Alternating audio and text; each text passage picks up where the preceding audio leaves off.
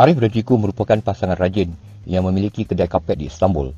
Pada satu hari, kawan lama Arif bernama Logar bersama pembantunya datang ke kedai Arif dan mendedahkan bahawa dia telah menemui sesuatu yang pelik di satu tempat berdekatan dan mahu Arif mengikutnya. Namun apabila mereka sampai ke tempat itu, Logar telah menangkap Arif dan mengikatnya. Ternyata, semua ini adalah helah Logar untuk mencuri isteri Arif. Objek yang dimasukkan Logar sebenarnya adalah mesin masa. Logar juga menggunakan mekanisme sains yang boleh mengubah dirinya menyerupai Arif dan mula mendedahkan rancangannya kepada Arif bahawa dia mahu memiliki Ciku, isteri Arif.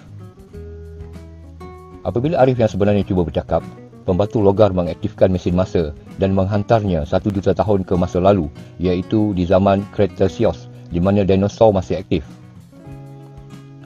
Semasa dia meninjau ke tempat baru itu, Arif terserempak dengan haiwan beruk. Tanpa pilihan, Arif mula tinggal bersama mereka dan cuba mengajar beruk-beruk itu dan berharap tamadun mereka akan berkembang. Hari bertukar menjadi bulan dan musim sejuk pun tiba. Apabila Arif pergi untuk membuang air kecil, air kencingnya serta-merta membeku menjadi kristal ais, menunjukkan bahawa suhu adalah setara dengan hari ini kutub utara. Walaupun selepas beberapa bulan, Arif cuba mengajar beruk-beruk itu, namun tidak menunjukkan sebarang tanda kemajuan. Ini membuatkan Arif sedar bahawa dia tidak boleh pulang ke rumah jika dia terus tinggal di situ bersama beruk. Oleh itu, Arif cuba meninjau kawasan hutan dengan niat mencari kemungkinan tanda tamadun manusia. Di perjalanan, Arif bertembung dengan T-Rex yang ganas yang mengaum kepadanya. Arif pada mulanya takut tetapi kemudian sedar bahawa dinosaur itu sebenarnya hanya mahu melindungi telur anak-anaknya. Mengetahui akan hal ini, Arif mengambil pendekatan mesra dan mundur dari wilayah dinosaur itu. T-Rex menghargai gerak-gerinya dan memberinya sarang madu yang besar sebagai hadiah perpisahan. Arif menerimanya dengan gembira, tetapi seekor lebah yang besar telah muncul, mahukan semula sarang madunya yang berada di tangan Arif. Lebah mengejar Arif dan sempat menyengatnya. Arif terus berlari dan akhirnya berjaya menghindari lebah dengan bersembunyi di sebalik pokok besar. Tetapi tidak lama kemudian Arif mula pening akibat sengatan dan akhirnya pingsan. Ketika tersedar, Arif melihat 2 orang primitif berada di atas pokok. Tetapi sebelum sempat Arif bangkit, lelaki primitif itu telah menyumpit Arif dengan damak yang menyebabkan Arif pingsan. Ketika sedar semula, Arif mendapati dirinya berada di dalam sebuah gua dan dia dikelilingi oleh sekumpulan manusia gua primitif yang sedang membaca mentera pelik. Ternyata mereka takut kepada Arif kerana dia orang asing dan mereka merancang untuk membunuhnya. Nasib baik Arif boleh bertutur dalam bahasa mereka dan dia meyakinkan ketua suku Mimi bahawa dia adalah dari masa depan dan tidak akan memberikan ancaman bahaya kepada mereka. Tiba-tiba seorang lelaki mengumumkan bahawa puak Arogian telah tiba. Ternyata Arogian adalah puak berasingan yang diketuai oleh seorang yang biadab bernama Karga dan mereka telah menindas puak Mimi sejak sekian lama. Dalam setiap ketibaan mereka, puak Arogians akan menyeksa penduduk kampung dan merampas makanan dan peralatan mereka. Kali ini Karga berada di situ untuk membawa 3 orang puak Mimi yang terkuat untuk upacara istimewa mereka. Malangnya, Arif dipilih sebagai salah seorang daripada mereka. Apabila dia cuba menolak, Karga menembaknya dengan ubat penenang, menyebabkan Arif tidak sedarkan diri dan kemudian membawanya ke kampung mereka. Dalam perjalanan, salah seorang puak Karga bernama Tasso telah mengalami kemalangan di mana kepalanya terhantuk batu dan jatuh dari kudanya menyebabkan tangannya patah. Semasa Tasso dalam kesakitan, Karga bertindak mahu mengebumikan Tasso dengan menghempapnya dengan batu-batu, seolah-olah dia sudah mati.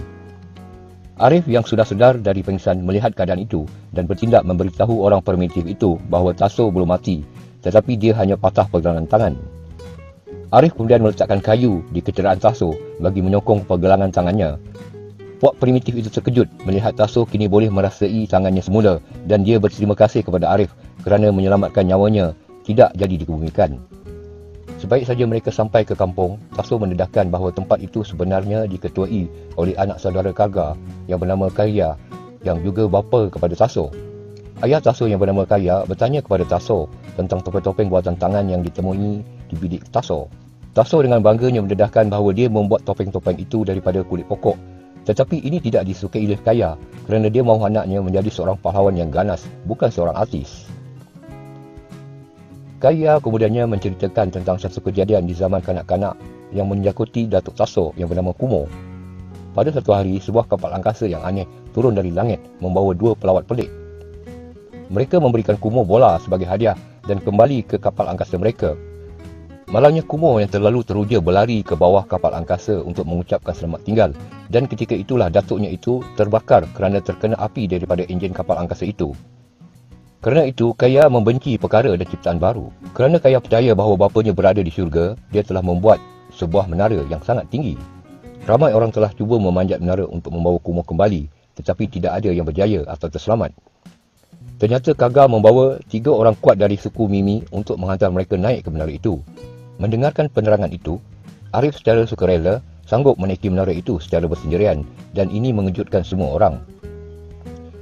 Perlahan-lahan Arif mula memanjat menara menggunakan tekniknya dan akhirnya berjaya sampai ke puncak.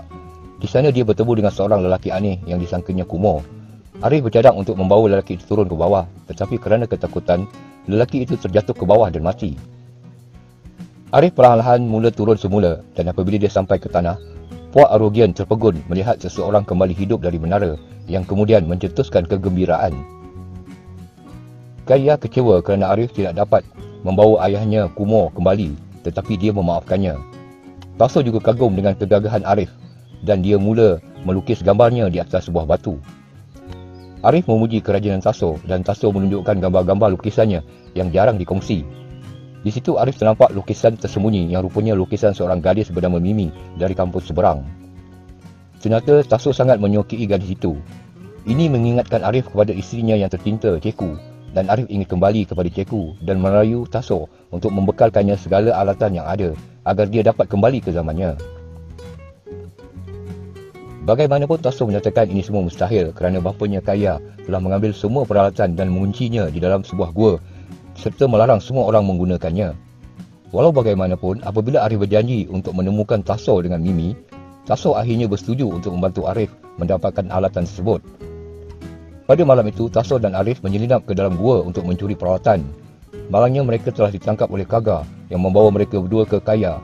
Seperti yang dijangka, pembesar kampung itu kecewa kerana anaknya telah menjadi pencuri dan tidak mengaku Taso sebagai darah dagingnya lagi. Ini menyebabkan Taso kecewa lalu meninggalkan kampung itu bersama Arif. Ketika dalam perjalanan di hutan, Arif dan Taso telah terserempak dengan Mimi dan rakan-rakannya yang mandi di sungai.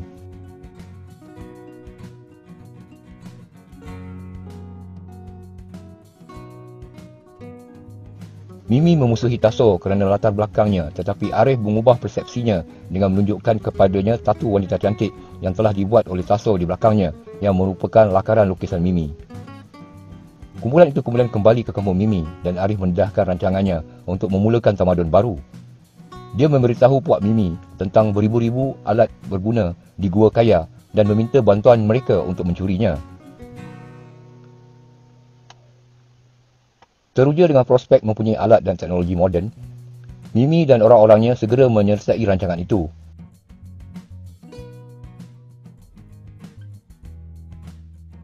Malam berikutnya, Arif dan Taso sekali lagi menyusup ke dalam Gua Kaya dan memuatkan semua alatan yang diperlukan ke dalam kereta roda dan orang kampung turut membantu sama.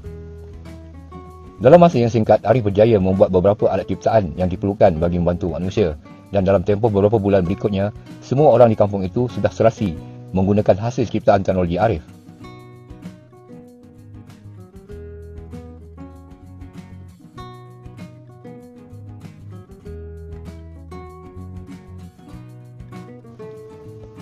Kerana Arif, tamadun mereka telah berkembang beberapa ribu tahun ke depan, menjadikan hidup mereka lebih mudah. Wanita kini boleh memasak makanan dan anak-anak boleh pergi ke sekolah. Arif telah diisytiharkan sebagai menteri, tetapi Arif masih tidak berpuas hati kerana teknologi yang dibawanya itu tidak mengubah kecerdasan penduduk primitif Puak Mimi.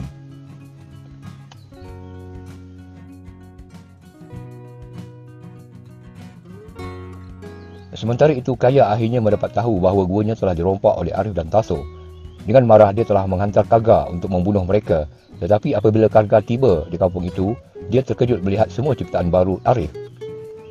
Dia segera menuntut agar semua itu diserahkan kembali kepada mereka, namun Arif mengejek dan mengaibkannya di hadapan orang ramai. Ini menimbulkan kemarahan Kaga dan dia berjanji untuk kembali bersama tenteranya bagi membalas dendam. Pada satu hari, Arif membawa Taso, Mimi dan yang lain-lain berkelah di hutan berhampiran.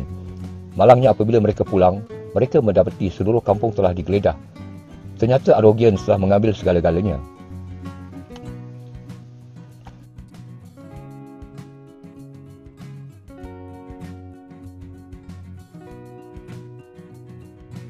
Bosan dengan perselisihan ini, Arif berjumpa Kaya dan merundingkan penyelesaian menerusi perlawanan bola sepak 6 sebelah. Jika pasukannya menang, Kaya perlu memulangkan semua peralatan teknologi yang diambilnya sebelum ini. Dan jika Arif kalah, dia akan membina sebuah menara untuk Kaya bagi mendapatkan bapanya yang hilang. Anehnya, Kaya bersetuju tanpa teragak-agak.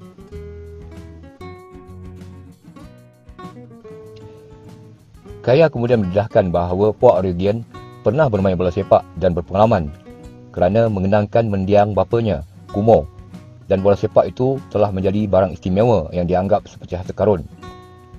Oleh itu, Kaya tidak mempunyai sebarang masalah dalam membentuk pasukan bola sepaknya dan dia telah memilih 6 lelaki yang paling garang, paling cergas dan terkuat untuk majlis besar itu. Sebaliknya, Arif juga mula mencari pemain, tetapi malangnya tiada siapa yang pernah mendengarkan istilah bola sepak.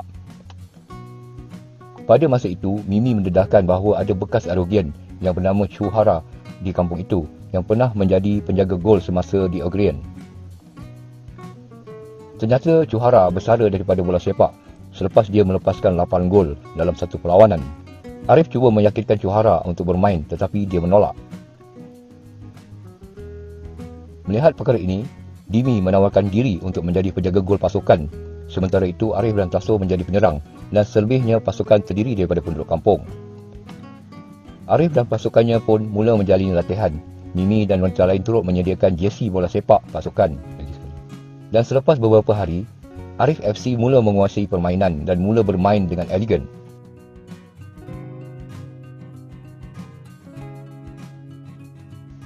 Tidak lama kemudian, hari penting pun tiba. Semua orang teruja dengan permainan ini. Sewaktu mereka beraksi, pasukan bola sepak Aurelian telah menguasai rentak perlawanan. Pasukan itu dengan mudah menyubatkan 4 gol. Namun sebelum separuh masa perlawanan tamat, seorang pemain Arif FC berjaya menjadikan 1 gol. Namun kerana sangat teruja, pemain itu telah melompat dan terjatuh ke dalam sebuah lubang di mana api sedang marak menyala. Semasa waktu rehat, Arif mendedahkan kepada pasukannya bahawa dia sebenarnya adalah makhluk asing daripada planet lain yang tinggal di bumi kerana makanan di bumi sedap. Malah dia mempunyai beberapa kuasa supernatural yang dapat membantu pasukan mereka. Bagaimanapun, Arif tidak menggunakan kuasanya itu sebelum ini kerana takut mencederakan seseorang. Namun kini Arif berasa dia perlu menggunakan kuasanya itu demi kemenangan pasukan bola sepak itu.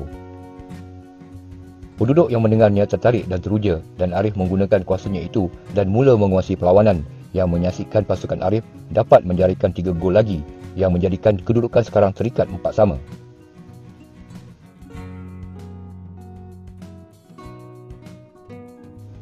Dalam kehangatan permainan, Taso bergaduh dengan salah seorang Arogian mengakibatkan penalti untuk mereka. Dimi menyelamatkan penalti tersebut tetapi tangannya tercedera dan tidak dapat untuk bermain.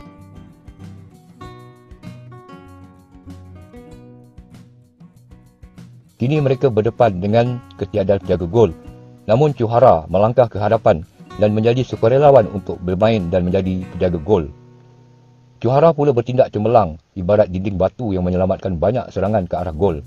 Akhirnya, hanya berbaki beberapa saat, Arif melompat ke udara dan melancarkan pukulan ganas yang akhirnya menjarikan gol kemenangan.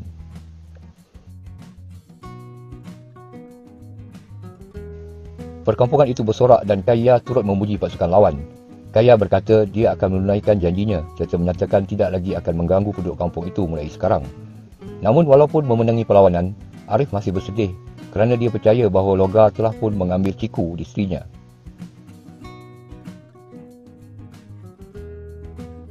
Oleh itu, Arif bercadang untuk meninggalkan kampung itu dan menjelajah.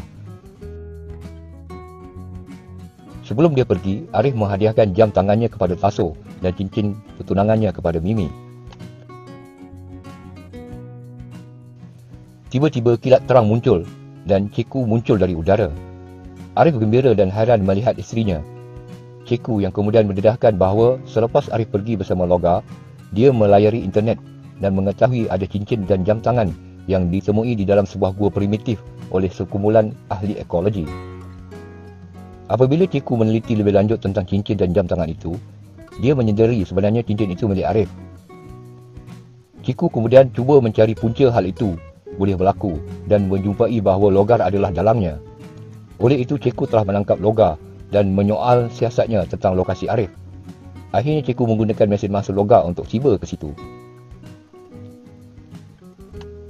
Tidak lama kemudian, Arif dan Ciku mengucapkan selamat tinggal kepada semua penduduk kampung dan kembali ke garis masa mereka.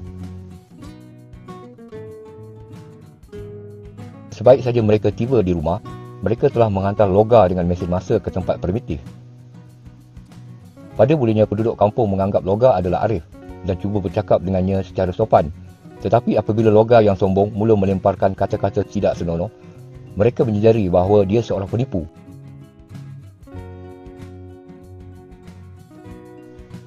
Lebih memburukkan keadaan logar, Kaya dan yang lain-lain turut mengingati semula bahawa kapal angkasa logar pernah datang ke kampung mereka beberapa tahun lalu dan membunuh Kumo.